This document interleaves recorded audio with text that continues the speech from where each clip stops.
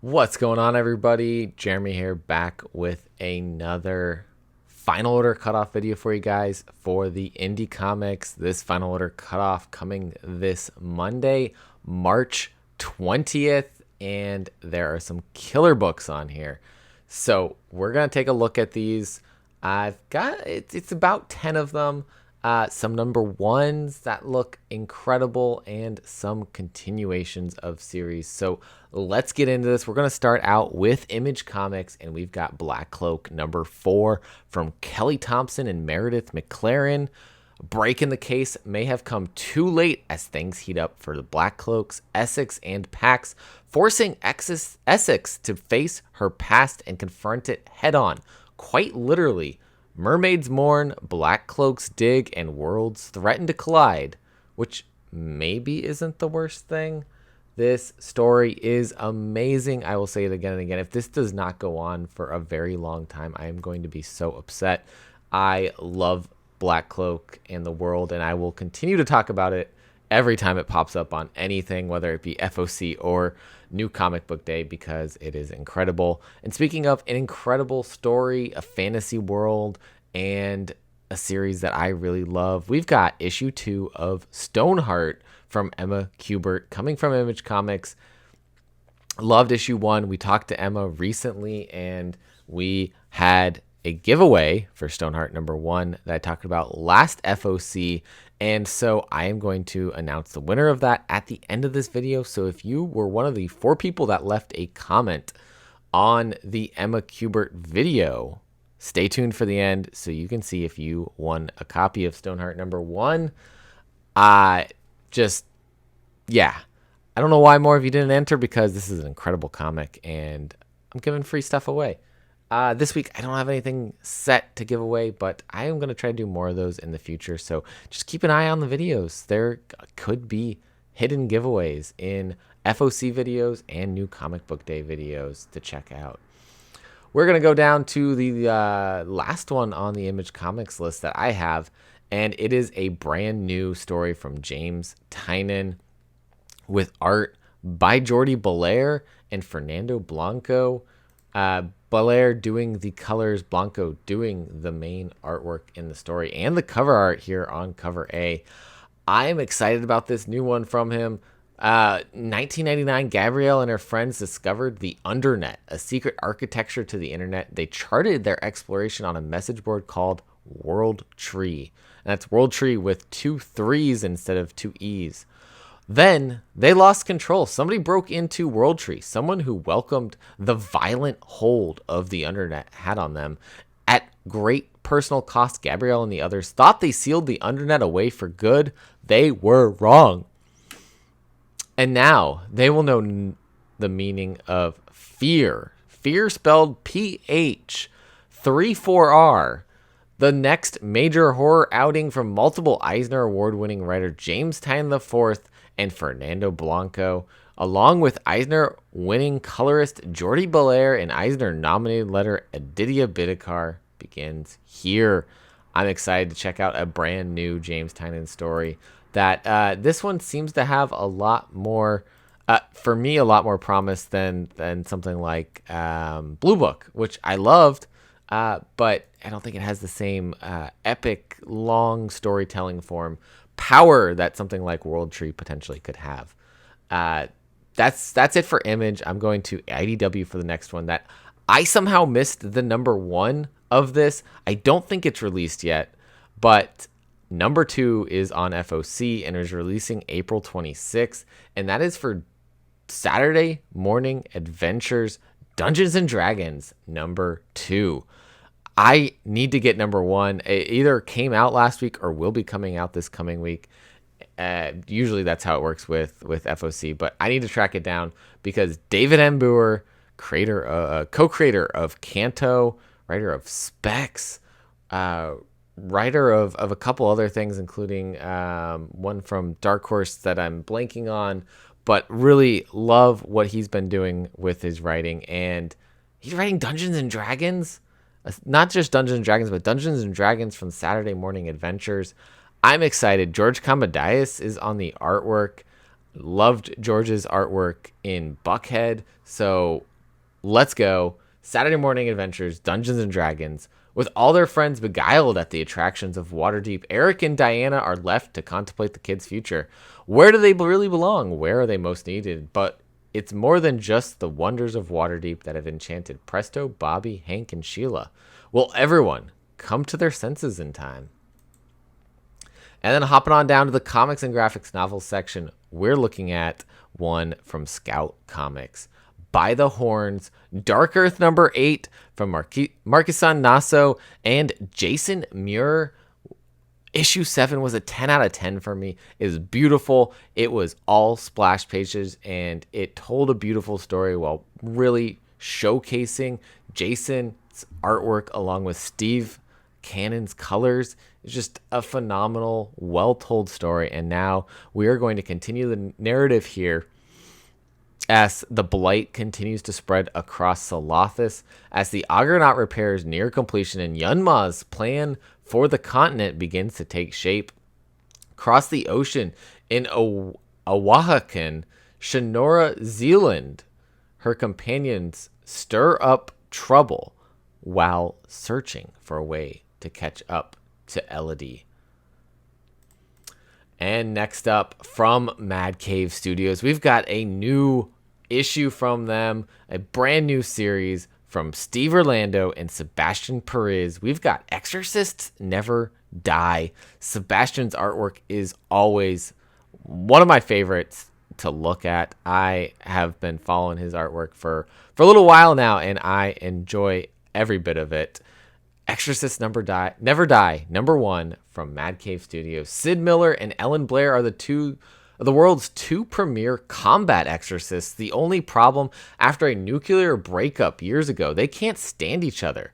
But when the biggest soul auction in history kicks off beneath Los Angeles, Sid and Ellen have no choice but to come together to raid the Scraper, an infernal tower going straight down into the earth. With thousands of souls on the line, Sid and Ellen must fight their way to the bottom or die trying. I am looking through the previews pages that they've got posted on here. It looks amazing. They've been popping up in some of the issues of Mad Cave books recently too, and I'm excited for this one. Steve Orlando bringing incredible story over to Mad Cave with art by Sebastian Perez. Let's go.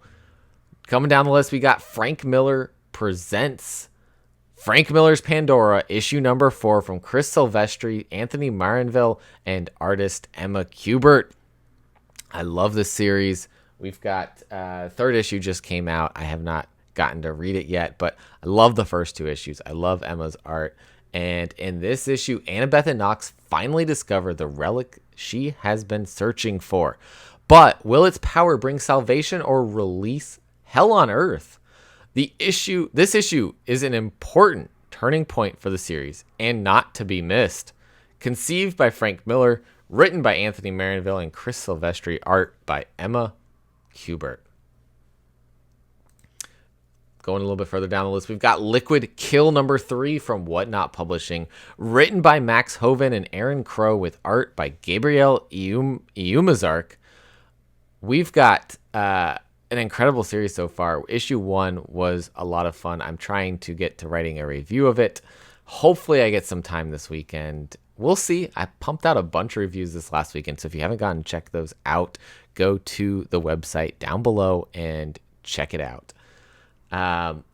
Liquid Kill follows sadists slaughtering vigilantes as they encounter pure evil in a blood-soaked cyberpunk future a la Ghost in the Shell meets John Wick, written by the creators of the critically acclaimed series It Eats What Feeds It and artist Gabriel Zumark. For the staff and clientele at a mysterious island hotel, it's just another night of masquerades and vice, but when members of Liquid Kill lay siege, demanding compliance or death, adrenaline quickly floods the halls. Searching for their kidnapped leader, Kai and her comrades are forced to learn the greater mysteries of the island and they may not be ready for what's ahead. And last of what should be on FOC this week. We've got Red Zone #2 from AWA from Colin Bunn, Mike Diodato, and Lee Lowridge with another incredible cover from Raza, who like this cover looks like it was just a picture that was taken, the detail that's in it. Hopefully it's not, because that's a very creepy picture to have taken, but that is the incredible level of Raza's artwork. And Raza, of course, only doing the covers, but Mike Diodato doing incredible artwork on the interiors of this. And in this one, we've got Randall Crane, an unassuming American professor of Russian and Slavic studies at NYU. He's called in by the U.S. government for a secret international mission back to Russia, where his long-buried secrets come to light. When his support team of commandos is ambushed and killed, it's up to Randall to fight his way out of Russia using his particular set of skills. We'll find out what those are in this issue. We've kind of seen a little glimpse that he may be not just a professor. There's something more to Randall Crane. This last one that I'm going to talk about here, I don't know if it's on FOC. It might have got pushed back. I don't see it on the catalog's FOC list, but the creator of this book did post about it, saying it should be on FOC March 20th and released April 12th, which is what the release date currently is listed as, but I'm not entirely sure. But I'm going to talk about it anyways because it's incredible, and you should know that we love this creator on our channel, and that is Blood, Love, Ghosts, and a Deadly Spell from Damian Connolly from Fair Square Comics. This is part of the Alien Books imprint of Fair Square Comics, which used to be, I want to say, Stonebot Comics, and I want to say they used to be with Red 5 Comics in the past. I thought that's where it was coming from when they did the Kickstarter, but it's all about, I know about all of that. But this is bringing back some incredible artwork from Damian with a bunch of short stories in this book. Off of the huge success of his previous comics, You Promise Me Darkness, Follow Me Into the Darkness. Here's a little gem Damian Connolly saved for last. Blood, Love, Ghosts, and a Deadly Spell is a dark, atmospheric 64-page volume filled with horrific tales from the inimitable mind of Damian Connolly, author of the best-selling hits You Promise Me Darkness and Follow Me Into the Darkness. The book contains 4 never seen before self-contained horror short stories and an illustrated poem that will terrify, unsettle, and astonish. I backed this on Kickstarter. I have a digital copy of it. I need to read and review it for you guys, but the previews pages up on the website show some bits from different stories in the book, and it all looks incredible. It looks just like, some of it looks just like the art he did for You Promise Me Darkness and Follow Me Into the Darkness, but some of it is a different vibe of artwork that he's doing. It all looks like horror. It all looks incredible, and it is the last thing on my list for Final Order Cutoff. It might be pushed back a week or two. We shall see. I'm not 100% sure, but it doesn't show up on the list for this week. I just wanted to throw it out there as a good time to talk about it with the date coming up, April 12th for release. That is the end of this. I am going to record the video showing who is going to be the winner of the Stoneheart #1. So stay tuned for that. But if you've made it here and you aren't subscribed, go hit that subscribe button down below. Drop a like on the video. Let me know in the comments, are you looking forward to any of these books? And as always, collect what you love. See you next time. All right. So first of all, here are the 4 comments that were in the running to potentially get Stoneheart #1. Not everyone remembered to put the right hashtag, but that's okay. I have all of these down to enter, so let's take a look.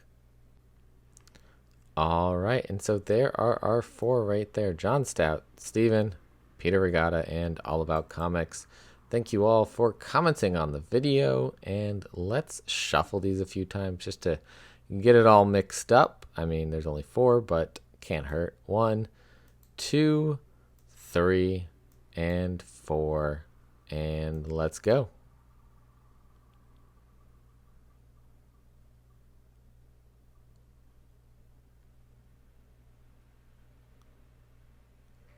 And John Stout is the winner of Stoneheart #1. John, shoot me a message on Instagram and I will get that shipped out to you. Congrats, John.